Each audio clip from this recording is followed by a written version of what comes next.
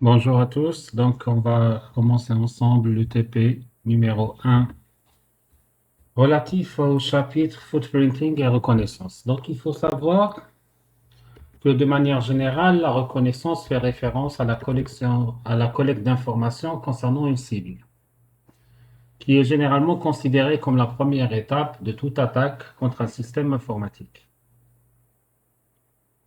Généralement, c'est ce qu'on appelle la base de toute opération militaire où ce terme généralement se fait référence à une mission de collecte d'informations concernant un ennemi.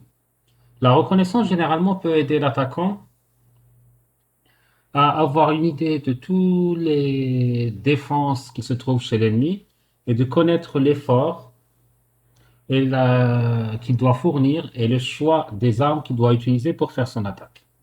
Généralement, l'attaquant va utiliser les informations récoltées pour essayer de créer ce qu'on appelle un blueprint ou bien un footprint de l'organisation ciblée, ce qui va l'aider pour sélectionner les stratégies les plus efficaces pour compromettre le système et le réseau de sécurité de son adversaire.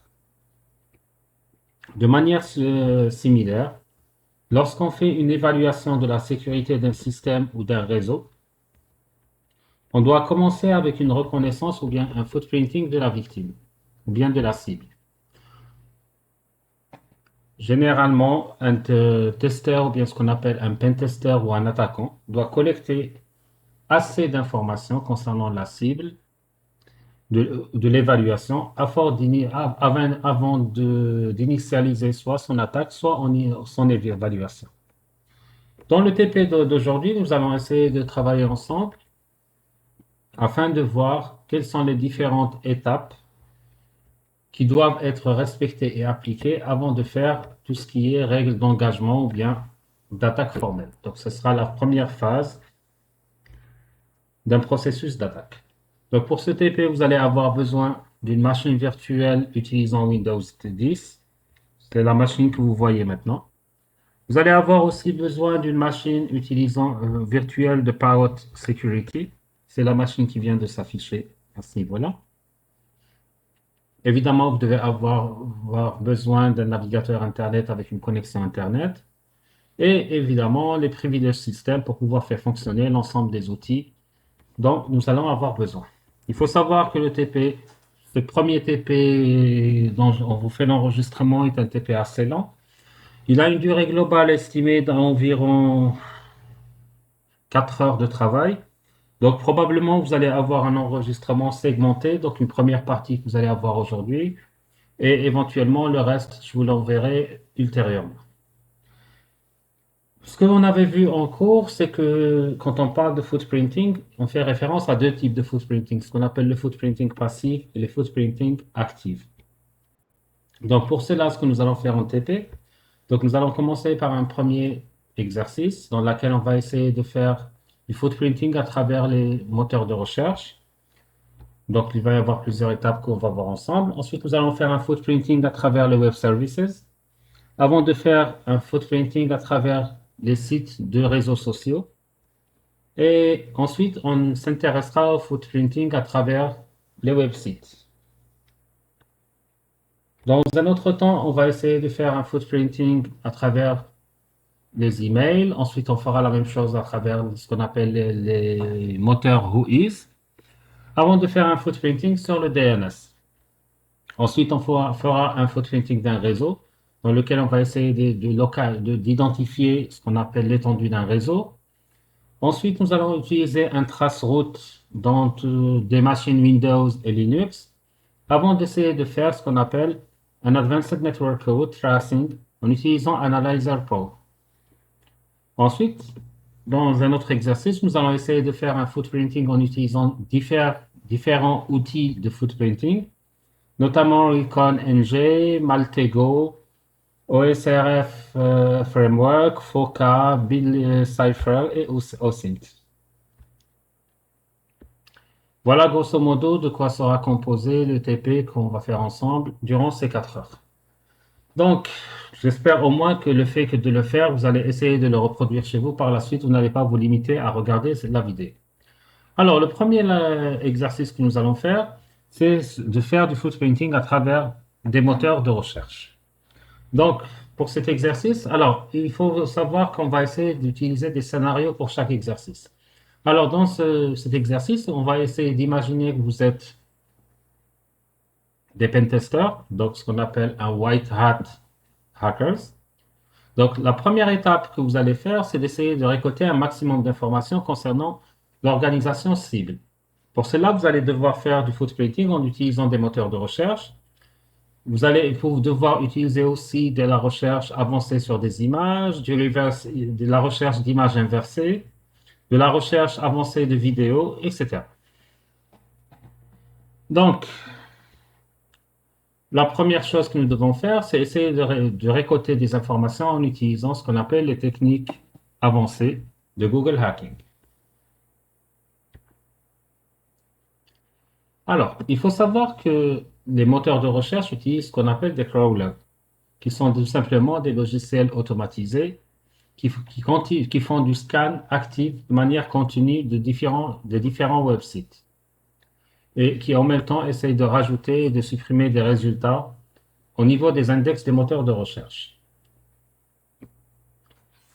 lesquels sont enregistrés dans des bases de données de taille très grande. Donc, généralement, on utilise un tas de data centers pour pouvoir héberger ce type de base de données. Quand une requête d'utilisateur fait une recherche sur un index d'un moteur de recherche, généralement, le moteur de recherche va essayer de retourner une liste de résultats, ce qu'on appelle Search Engine Results Pages, appelé sous le terme SERPS. Ces résultats vont inclure des pages web, des vidéos, des images, et différents types de fichiers qui seront classés et qui vont apparaître en fonction de leur niveau, disons, d'importance. Par exemple, la plupart des moteurs, les moteurs de recherche les plus connus sont Google, Bing, Yahoo, Ask, AOL, Baidu, Wolfram Alpha ou bien DuckDuckGo. Alors, la première tâche que nous allons voir ensemble, c'est essayer de récolter des informations en utilisant les Advanced Google Hacking Techniques. Donc, pour cela, vous allez devoir revenir vers votre machine virtuelle Windows. Bon, vous allez vous loguer, évidemment. Ensuite, une fois que vous vous êtes logué, on va lancer notre moteur de recherche. Dans mon cas, j'utiliserai Firefox. Et je vous recommande fortement d'utiliser Firefox et non pas d'autres moteurs de recherche, pour la simple raison qu'il contient pas mal de plugins qu'on pourra utiliser par la suite.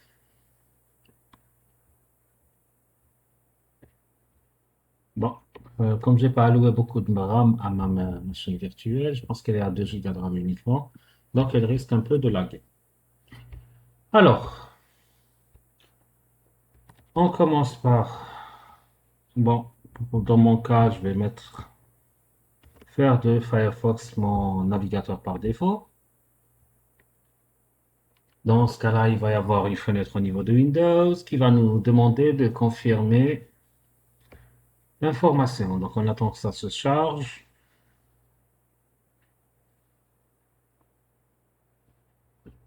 Oui, bon, on va le faire plus tard. Allez, c'est pas très important. Donc, je commence par rentrer sur Google.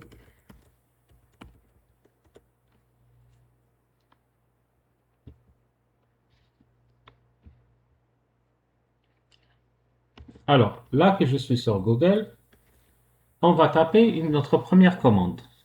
Alors, ma première commande, ça va être quoi? Je vais faire un in-title, deux points,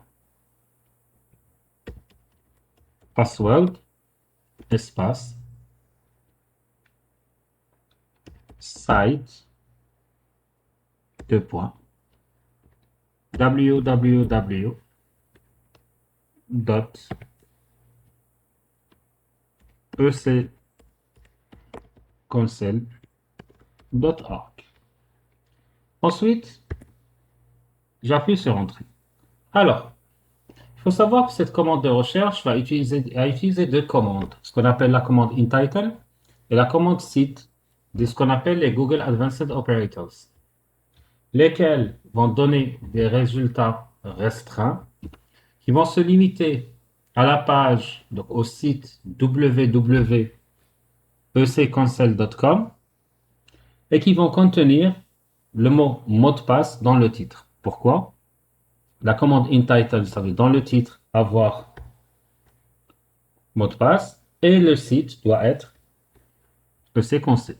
C'est pour ça que vous voyez, par exemple, le premier résultat, nous avons le site et nous avons password. Même chose pour le deuxième, ainsi de suite. Donc, toutes les pages qui vont contenir les mots-clés que nous avons demandés.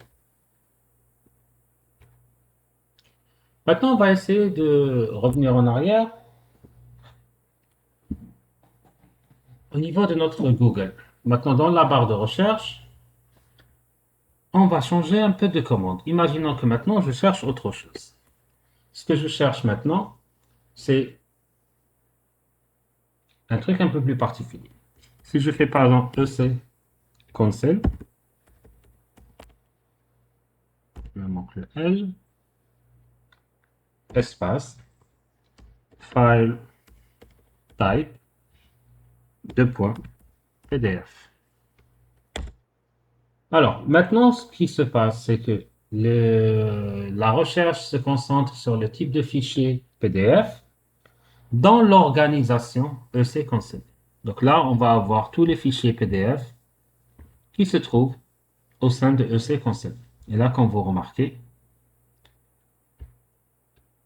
tout ce qui traite de EC Console et qui a le format PDF. Si je clique sur n'importe quel lien, vous allez voir que ce que j'aurai, c'est tout simplement un fichier PDF.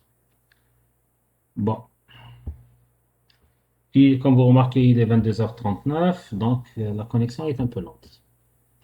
Mais bon, avec un peu de patience, vous allez voir le fichier PDF s'afficher.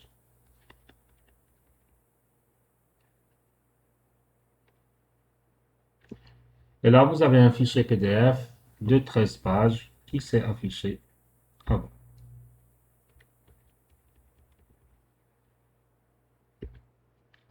Une seconde, j'enlève le sous-titrage, parce que bon, on parle pas en anglais et on n'en a pas besoin. Voilà.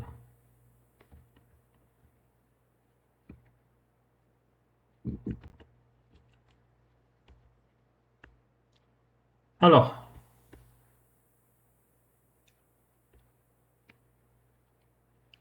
maintenant, il faut savoir qu'il y a un certain nombre plus important qu'on peut avoir de manière à partir des sources publiques concernant différentes organisations. Donc, il faut savoir qu'il y a différentes commandes, notamment la commande cache, par exemple.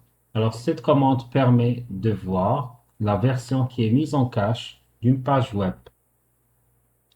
À titre d'exemple, bon, on revient en arrière. Si je fais cache, deux points, www.google.com, ce qui va être retourné, c'est tout simplement la version qui est mise dans le cache du site google.com. Et là, vous avez les affiches, les mises en cache de Google, et j'ai deux résultats à ce niveau-là. Si je change de commande, par exemple, si je mets all in URL, donc je répète, all in URL, alors cet opérateur, il va donner ce qu'on appelle des résultats stricts, des pages contenant tous les termes spécifiés dans un URL. Par exemple, si je fais all in URL Google Career, par exemple, ah, pardon, je fais une erreur de frappe, c'est all. Voilà.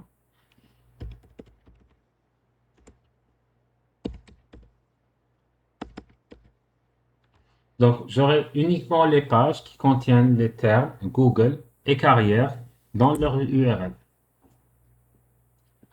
Et là, Par exemple, vous remarquerez pour le premier site, c'est le cas.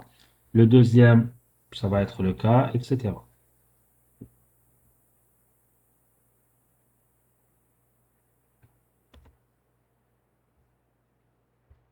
Alors, si je tape, vous regardez, si en cliquant, pardon, sur le troisième lien, vous remarquerez qu'on retrouve dans l'URL Google et carrière. Même chose si par exemple, bon, la connexion est toujours aussi lente. Alors, si on change maintenant de mot-clé et qu'on passe vers, bon, vers un autre mot-clé, si on se limite maintenant au mot-clé in URL, à votre avis, c'est quoi la différence entre les deux? Alors, cet opérateur va donner toutes les pages contenant le mot spécifié dans l'URL. Contrairement au cas précédent où on nous donnait toutes les URL contenant une séquence de mots. Donc, all in URL, c'est la séquence de mots. Quand vous mettez in URL, c'est tout simplement le mot. Par exemple, si je mets in URL copy, ensuite je lui dis site www.usthb.dz.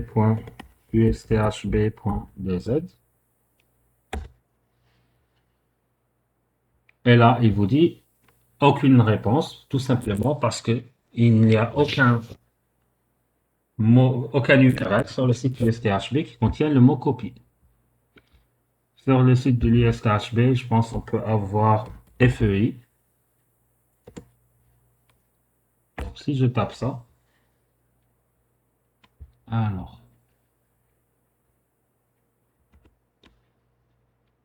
ça fait pas.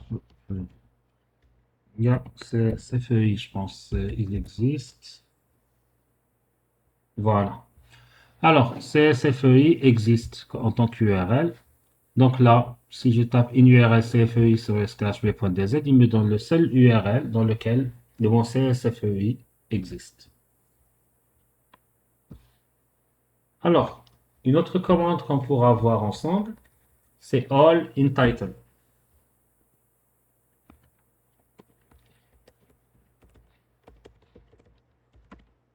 Alors, dans all in title, cet opérateur va donner les résultats, comme résultat toutes les pages contenant tous les termes spécifiés dans le titre.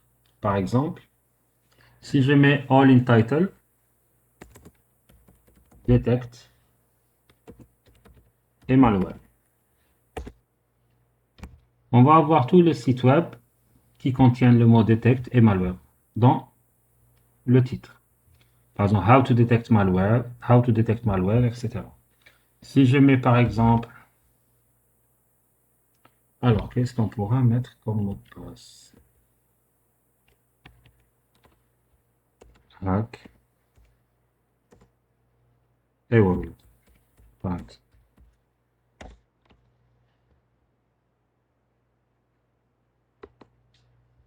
Hack the World 2017, Hack World, Hack Worldwide Hack. Donc vous remarquerez par contre que peu importe l'ordre des mots, là on a mis All in Title Hack World, il nous a donné comme résultat Worldwide Hack. D'accord? Donc il ne respecte pas l'ordre parce qu'on ne s'est pas spécifié dans la commande. Par contre, il doit retrouver tous les mots. On va voir maintenant une autre commande. Si on met in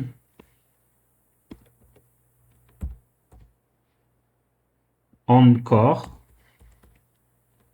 deux points.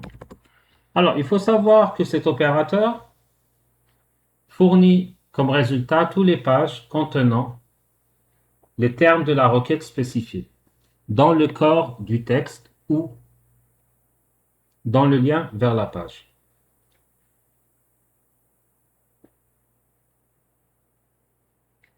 Alors, si je fais par exemple, alors, antivirus,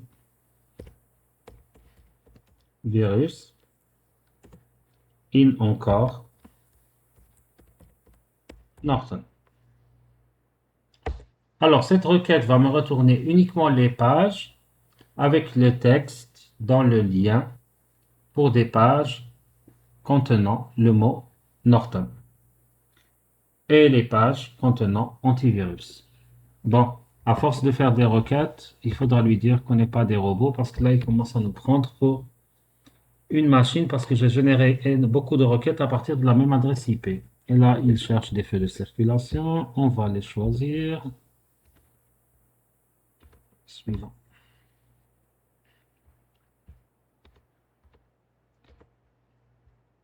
Valider. Voilà.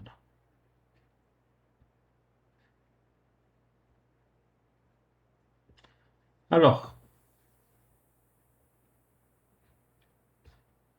maintenant, on va essayer de voir un autre mot-clé.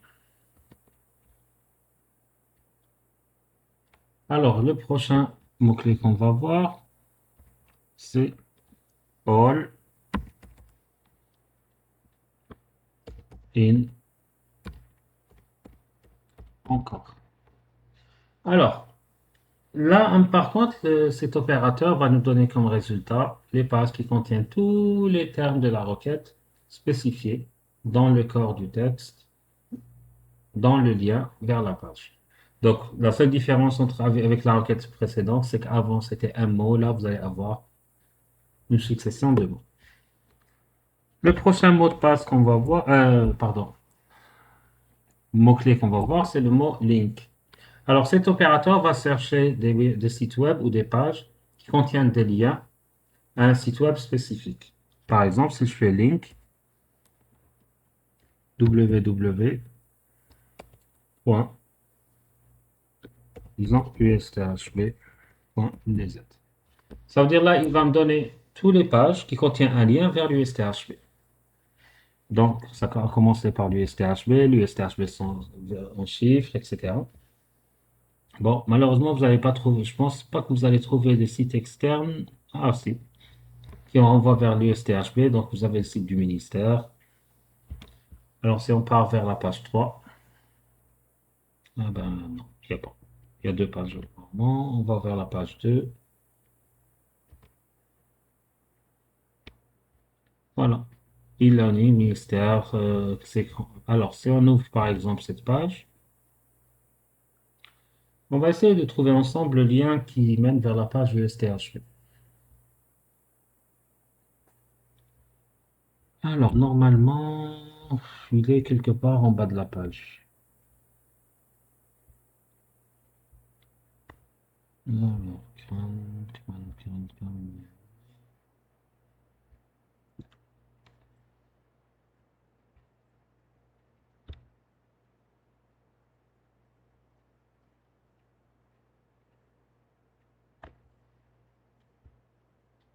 bon, il doit y être quelque part. Bon, il faudra le trouver.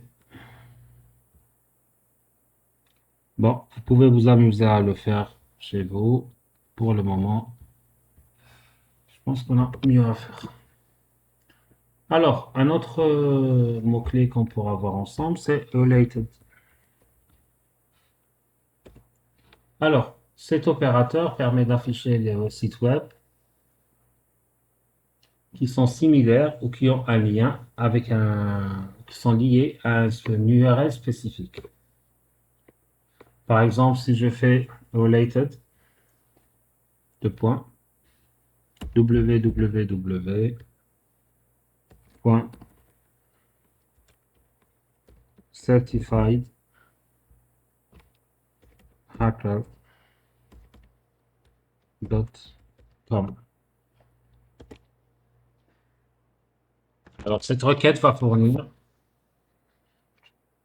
les résultats des pages avec des sites web similaires à certifiedhacker.com.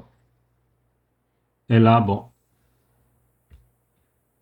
on ne retrouve pas. Bon, je ne vais pas laisser assez d'espace.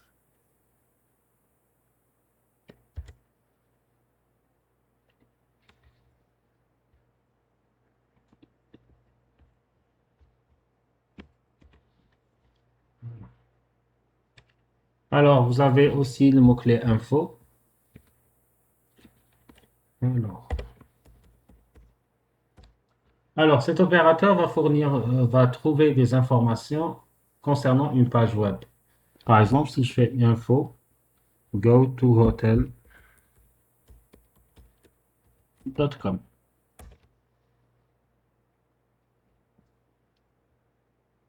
Donc là, la requête va nous fournir des informations à propos du directeur de la direction nationale de l'hôtel, gothotel.com page. Nous avons une autre commande qui s'appelle location. Alors, cet opérateur fournit des informations à propos d'un emplacement spécifique. Par exemple, si je fais location, par exemple, Four Seasons, Amsterdam. Donc, normalement, il est censé nous donner l'emplacement de ce resto. Voilà. Vous pouvez vous amuser à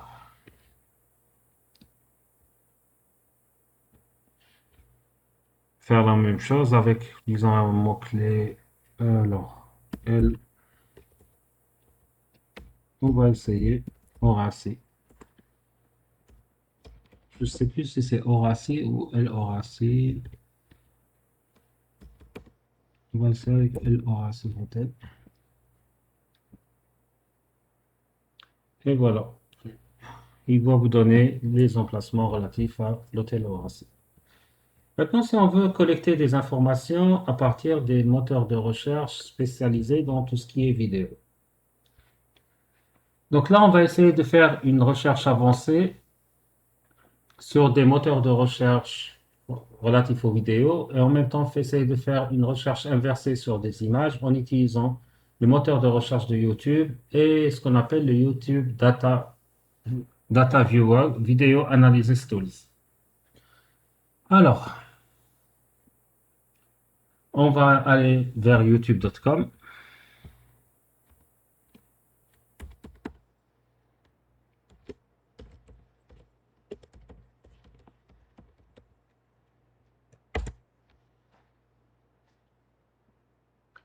Dans la barre de recherche, alors, on attend qu'il s'affiche.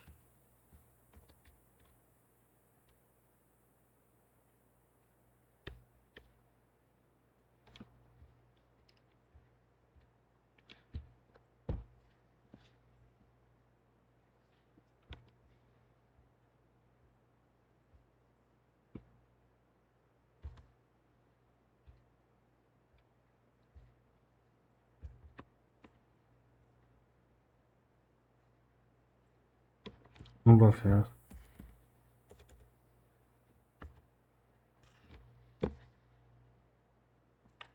Faut croire qu'à 22h55, toute l'Algérie est connectée. On va mettre master SSC. Donc, il est censé nous donner toutes les vidéos. Oh merde, j'ai trop reculé. Alors, youtube.com. Bon, on va lui laisser le temps. Donc, normalement, quel que soit le terme que vous allez lui donner,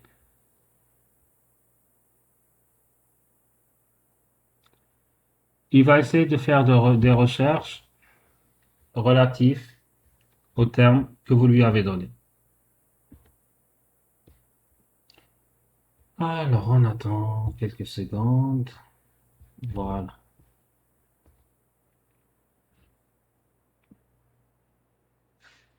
Bon, on attend encore que la page... Ah, c'est bon. Si je lui dis introduction, voilà, sécurité. Pareil. Donc là, il est censé nous donner toutes les vidéos relatives, les plus récentes, relatives à l'introduction à la sécurité qui ont ce titre-là.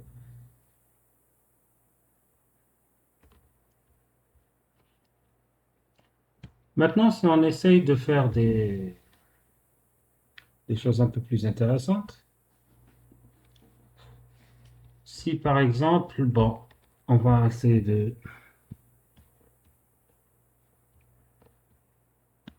faire une recherche sur EC Console par exemple. Ensuite, on peut choisir n'importe quelle vidéo. Par exemple, on va choisir la vidéo qui traite de OSINT, The Real Faith Behind Open Source Intelligence. Donc là, si je fais un clic droit sur la vidéo et que je lui dis copier l'adresse de l'image, à votre avis, qu'est-ce qu'il va se faire? Ou bien carrément copier l'adresse du lien.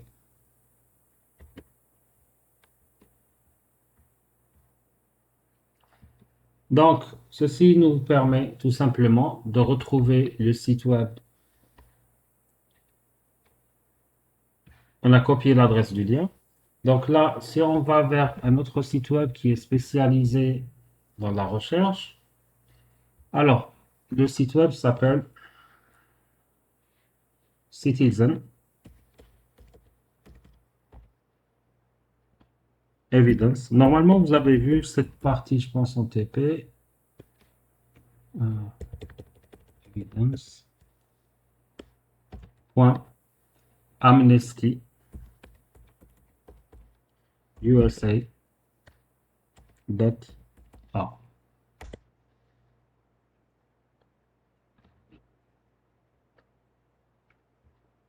Et que je lui donne l'URL et qu'on fasse go. Alors, à votre avis, qu'est-ce qu'ils nous ont affiché à ce niveau-là?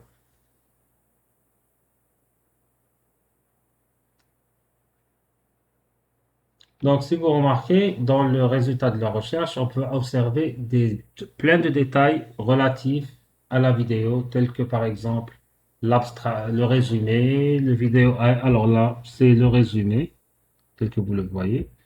Si je descends plus bas, j'ai le vidéo ID, donc l'identifiant de la vidéo, la date à laquelle ça a été uploadé et l'heure à laquelle ça a été uploadé.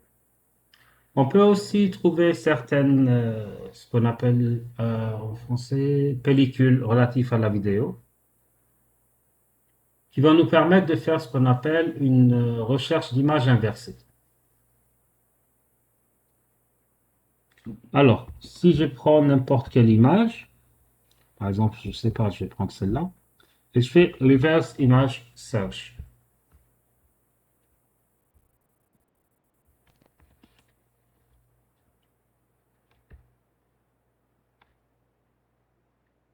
Donc là, il est en train de faire quoi? Il est tout simplement en train de chercher tous les résultats relatifs à cette image. Donc, ce qu'on appelle une recherche inversée. Donc, à partir de l'image, il va essayer de trouver toutes les références à cette image. Alors, ceci va conclure déjà notre démonstration de récolte d'informations à partir d'une vidéo. Donc, vous avez vu qu'à partir de la vidéo, on a pu remonter certaines informations, notamment la date de publication, etc., d'avoir des pellicules relatives à l'image. Et à partir de ces pellicules, donc les appelées de capture d'image, on a pu remonter vers soit des images similaires, soit vers des sites qui hébergent la même image. Donc là, on va essayer maintenant de passer vers autre chose, vers ce qu'on appelle la récolte d'informations à partir de moteurs de recherche FTP. Donc pour cela, nous allons essayer d'utiliser ce qu'on appelle le Napalm FTP Indexer, le moteur de recherche Napalm Indexer. Donc, on va aller vers le site web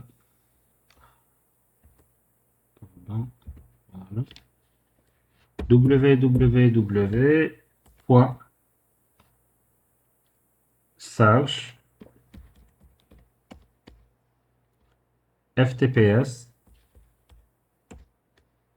.net.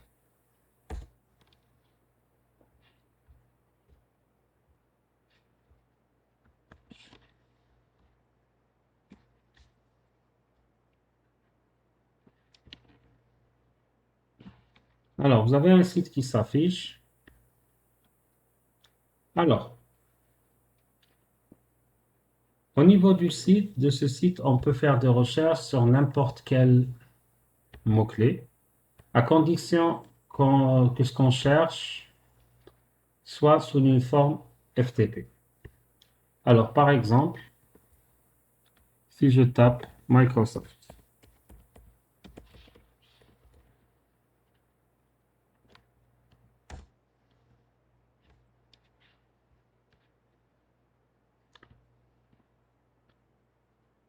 alors là, il m'affiche les 19 premiers résultats des 10 000 à propos du mot Microsoft. Donc, il y a ce qu'on appelle les related keywords. Donc, c'est les mots-clés qui ont déjà été associés à Microsoft, par exemple pub, cpan, release, .tar, package, CPP, etc. Ensuite, vous allez avoir les résultats de votre recherche et vous remarquerez que tous les résultats, c'est une sorte de download.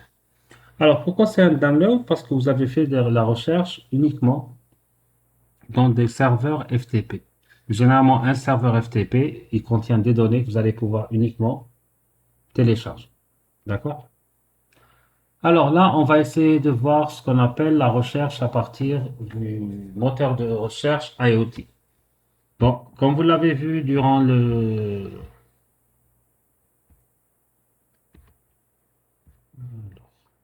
Comment on fait pour enlever cette connerie? Alors, comme vous l'avez vu durant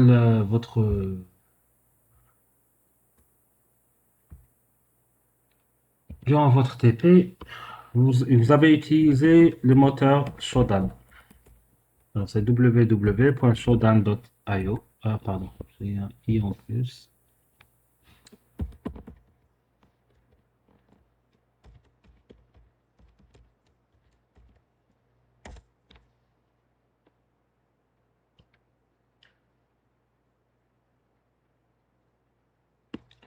Alors, Shodan, c'est quoi?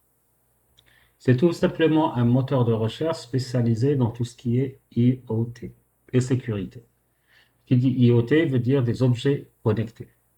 Alors, on va prendre comme exemple. Normalement, vous devez avoir un compte, etc. Bon, moi, je n'ai pas créé de compte maintenant. Je suis sur une machine virtuelle. Alors, je tape Amazon et j'appuie sur Entrée. Donc, on va obtenir comme résultat tous les résultats de recherche avec les détails de tous les IoT vulnérables qui ont un lien avec Amazon dans différents pays, tel que montré à l'écran à ce niveau-là. Et donc là, on apprend que Amazon dispose d'IoT vulnérables aux États-Unis avec 368 000 IoT, au Japon, en Irlande. Bon, vous remarquerez qu'en Afrique, en dehors de l'Afrique du Sud, à ce niveau-là, un peu l'Égypte et quelques pays tels que le Tchad, etc. Dans toute l'Afrique, Amazon n'est pas présente, notamment en Algérie. Et là, vous allez avoir les services les plus vulnérables qui s'affichent, par exemple le HTTP, HTTPS, etc.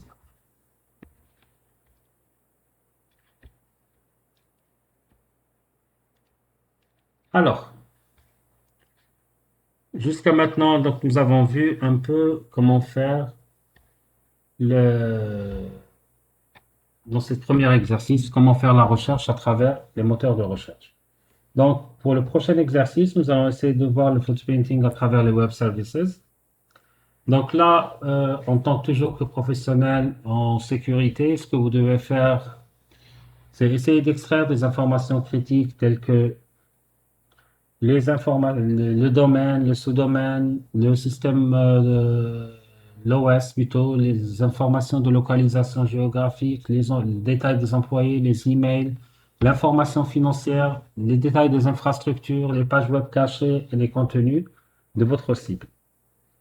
Donc, ce que nous allons faire, c'est que nous allons essayer de retrouver des informations sur le domaine et les sous-domaines d'une entreprise en utilisant Netcraft. pour commencer. Alors, au niveau de notre Firefox, nous allons taper tout simplement www.netcraft.com.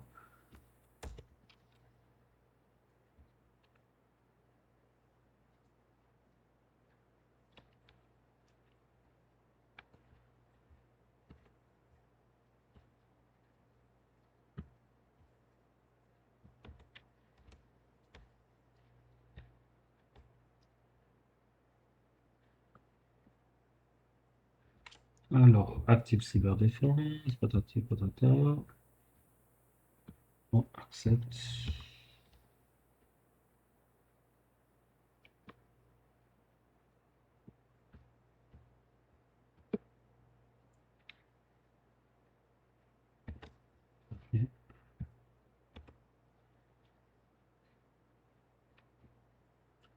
On appuie sur ressources.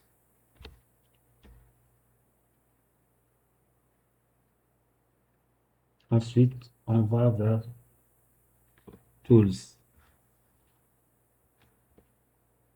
Et dans Tools, on va essayer d'aller vers Site Reports.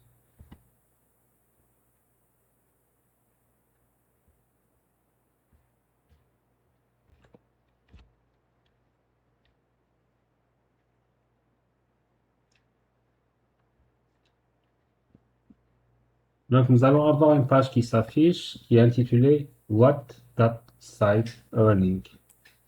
Alors, cette page, qu'est-ce qu'elle va faire? Elle va tout simplement extraire might be down. Bon, vous n'avez pas de chance. Donc, c'est soit ma connexion, soit réellement le site qui est down.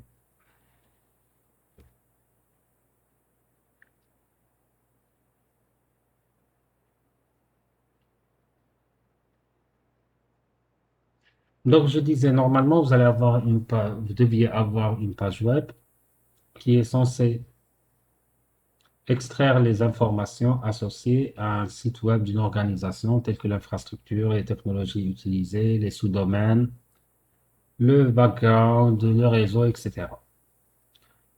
Donc, si ça marche, on va essayer d'introduire le nom d'une organisation quelconque. Si ça, ça marche. Alors, on va essayer de lui donner http www.usthv.dz.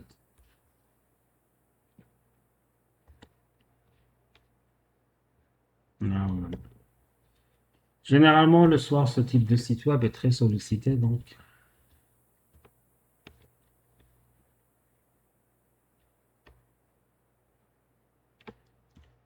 Alors, on fait encore un test en croisant les doigts.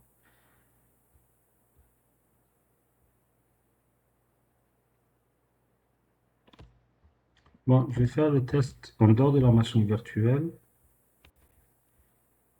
pour voir pas que ce n'est pas la machine virtuelle qui ralentit.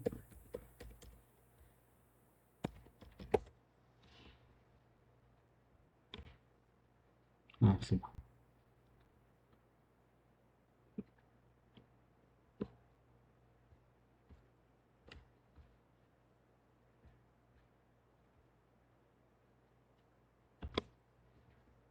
Alors, site title inconnu, ranking, pas de ranking, description inconnue, première fois qui a été vue, c'était en octobre 99.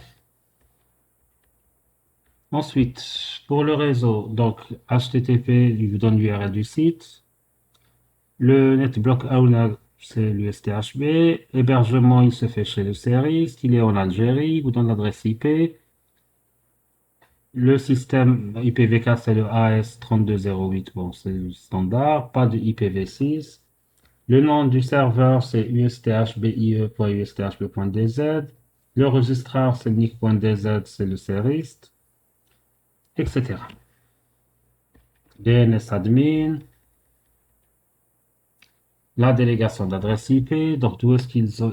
Alors là, ce qui est intéressant, C'est que vous voyez à ce niveau-là le niveau de délégation des adresses IP. Ça veut dire quoi? Ça veut dire comment et d'où ils ont hérité de ces adresses IP. Donc celles-là, ils ont hérité de ce bloc d'adresses IP qui est uni.usthb.net, donc qui appartient toujours à Webzoar. Donc là, vous pouvez comprendre, deviner déjà que Webzoar a plusieurs adresses IP. Ensuite, cette adresse IP descend de ce bloc d'adresses IP appartient à l'Algerian Academic Research Network, donc l'ARN, qui est la propriété du CERIST qui le gère pour le compte du ministère. Le CERIST qui l'a acheté des Pays-Bas à partir du RIP Network Coordination Center, qui lui appartient aux adresses IPv4 de la planète, donc le réseau global. Donc voilà un peu les informations qu'on a pu obtenir concernant le site usthb.dz. Si on essaie de voir un autre site, http ps, disons, www.ecconseil.org. Vous allez voir que là, vous allez avoir un peu plus d'informations, tout simplement parce que les métadonnées sont renseignées et qu'il y a plus d'informations relatives au site.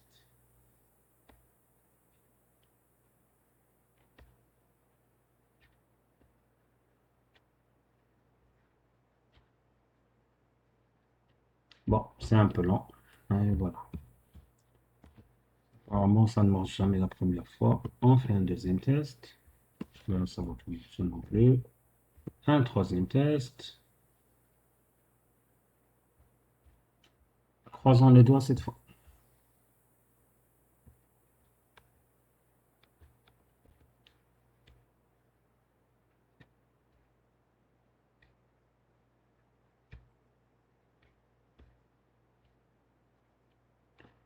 Bon, pas de chance pour vous.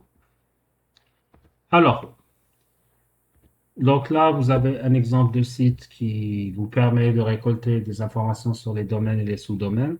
Bon, par contre, s'il vous plaît, j'insiste pour que vous fassiez le test pour le site EC Conseil, parce que là, vous allez pouvoir voir par vous-même la cascade de sous-domaines que contient ce site. Donc, notamment, vous allez voir qu'il contient beaucoup de sous-domaines. Il va afficher différents résultats concernant comment on appelle ça?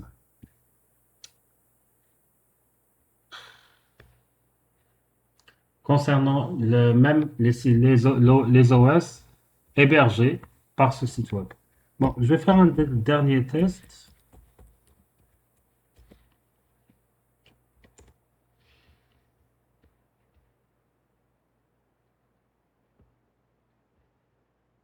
Pardon, .com, je me suis trompé.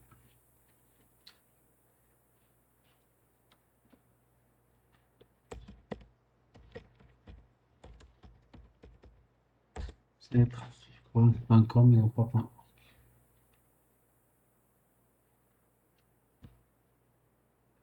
Allez, allez, allez, allez, allez. Voilà. Donc on revient.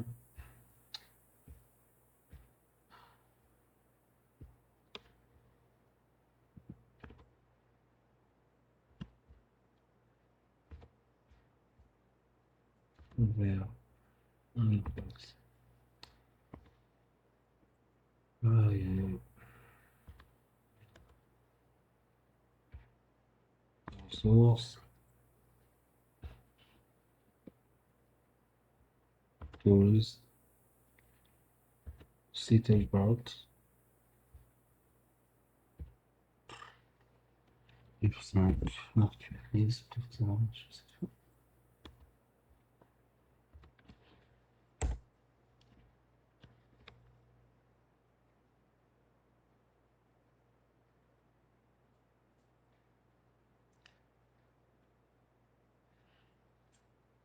Bon, je pense que juste après cet exercice, une fois que on aura fait cette recherche, je pense qu'on va arrêter pour cet enregistrement. Il vaut mieux qu'on le fasse la matinée. Je pense que la connexion doit être de meilleure qualité. Parce que là, il est 23h16 et la connexion laisse vraiment à désirer.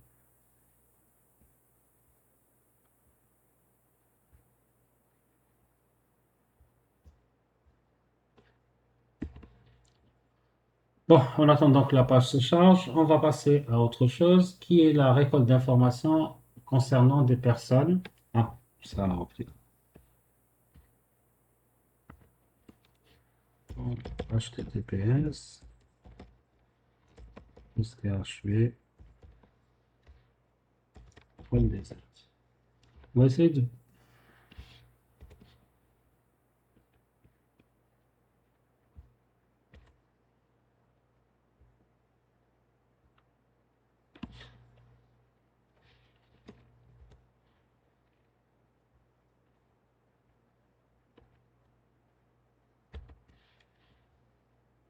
Donc,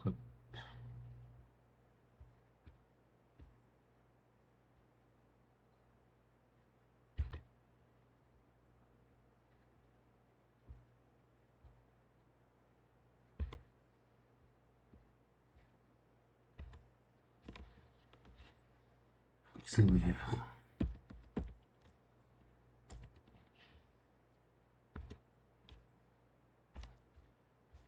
Bon, je disais, on va essayer de voir aussi les services de recherche relatifs aux personnes. Donc là, on va essayer de trouver, de voir un peu le moteur PQ.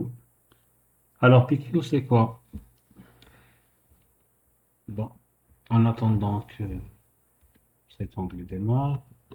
Donc, il y a un site qui s'appelle www.pelk.io.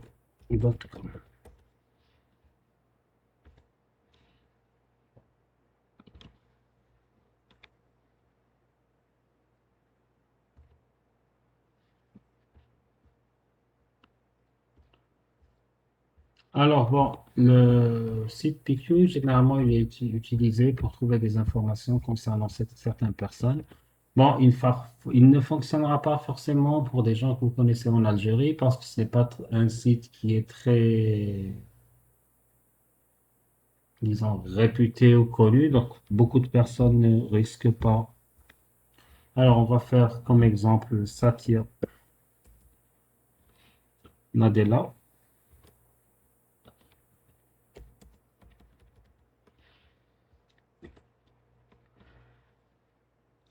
Donc, location. Donc, le site est spécifique aux États-Unis déjà.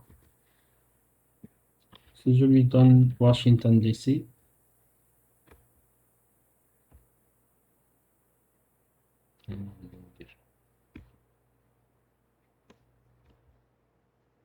bon, donc là, ça va être l'État de Washington.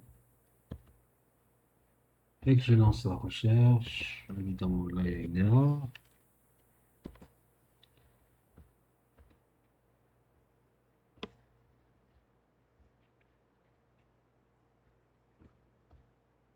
Donc, quel sera le résultat de notre recherche?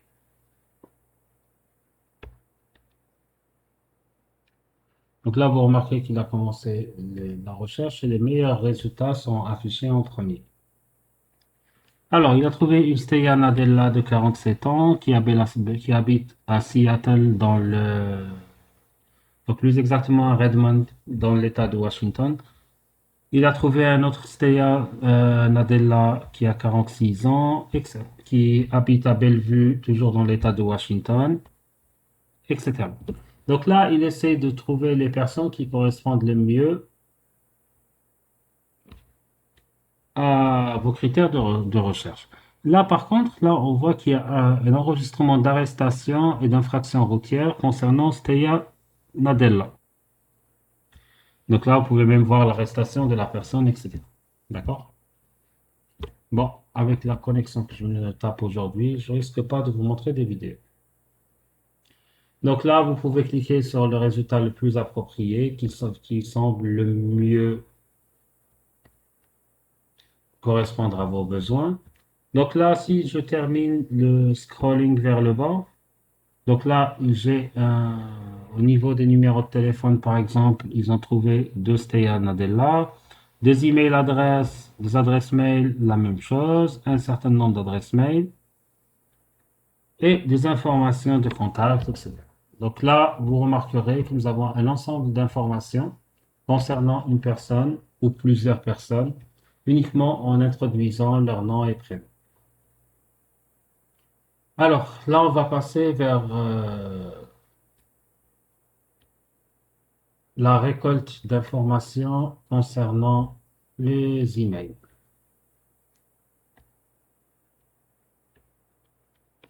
Alors, pour cela, nous allons utiliser un outil qui s'appelle Harvester. Donc, toujours sur la machine Parrot.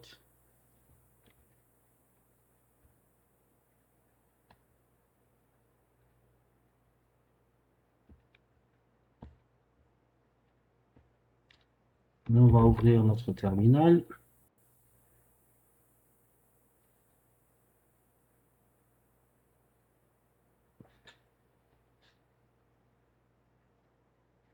Ah, pardon. Qu'est-ce que j'ai fait?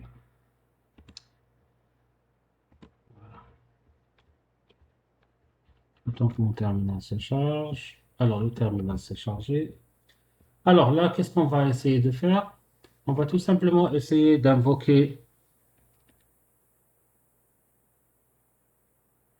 notre outil. Alors, on va taper sudo /su. Donc là, ça va nous permettre de démarrer en tant que root, donc d'utiliser nos privilèges administrateurs. Alors que je me rappelle du mot de passe. Normalement, c'est ça.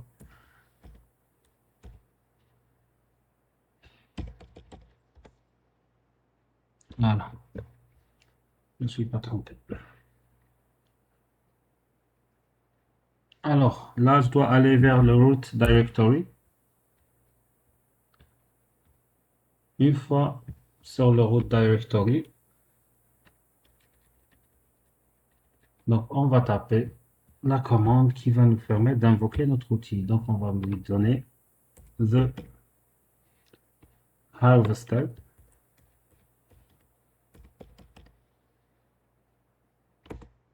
-d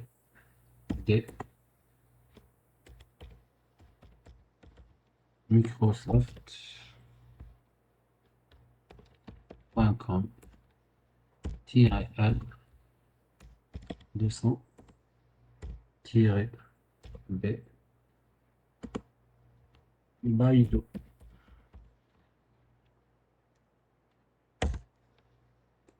Alors, il y a lieu de noter que dans la commande que je viens de lancer, alors le -d, alors spécifie le domaine ou le nom de compagnie pour lequel je veux faire des recherches. Le -l spécifie le nombre de résultats que je veux récupérer. Le -b spécifie la source de données. Donc, si je résume les choses, je demande à Harvester de me faire une recherche sur un domaine qui s'appelle Microsoft.com en me donnant 200 résultats qu'il va récupérer à partir de Baidu. Alors, là, il me dit target, la cible, c'est Microsoft.com. Ce qui est recherché, c'est Baidu. Il n'a pas trouvé d'IP, il n'a pas trouvé d'email, et il a trouvé deux hosts. Les deux hosts, c'est le account.microsoft.com, donc il me donne son adresse IP, et www.microsoft.com, et il me donne son IP. Alors, à ce niveau-là, nous avons spécifié le moteur de recherche Baidu comme étant source de données. On aurait pu spécifier différentes sources de données, par exemple Bing, Bingapi, Dogpil, Google, Google CSE, Google Plus, Google Profiles, LinkedIn, PGP, Twitter, vHost, Virtual Total, TheatCrowd, Crush, etc. Il faut savoir que Harvester, qu'est-ce qu'il va faire? Il va commencer à extraire les détails et les afficher sur votre écran. Donc, vous pouvez scroller vers le bas pour voir les adresses mail, les identifiants des mails relatifs aux compagnies cibles à partir de Baidu. Dans notre cas, pour le moment, il n'a pas trouvé d'email. Mais si, par exemple, je vais changer, on peut essayer de modifier, de lui dire, au lieu de chercher dans Baidu, on va chercher sur LinkedIn.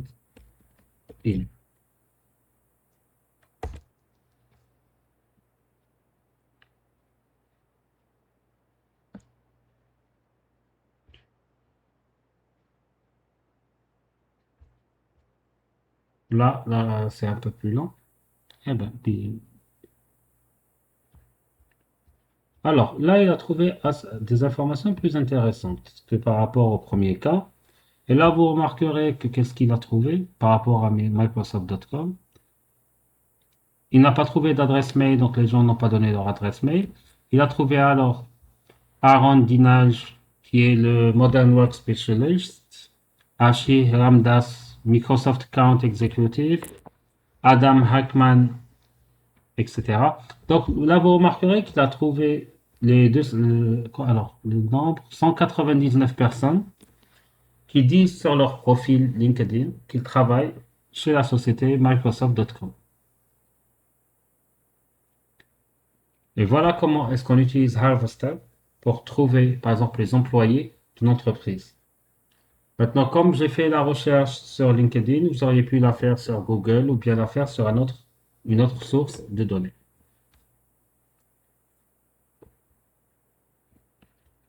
Donc, là, on a fini avec Harvester. Donc, je pense que vous avez compris que ce que je vous fais, c'est uniquement des petites démonstrations. D'accord? Donc, on n'est pas en train de faire un travail de recherche en profondeur, mais c'est uniquement des démonstrations des outils qu'on peut éventuellement utiliser. Je pense qu'on va arrêter là pour aujourd'hui. Je vais essayer de... Bon, demain matin, ce sera pas possible parce que j'ai cours en présentiel avec les LM2, je pense. Mais probablement vendredi ou dimanche matin, je vais essayer de vous faire la suite de la vidéo, même si on va la découper en trois morceaux ou bien trois ou quatre morceaux. D'accord? Bonne soirée à tous.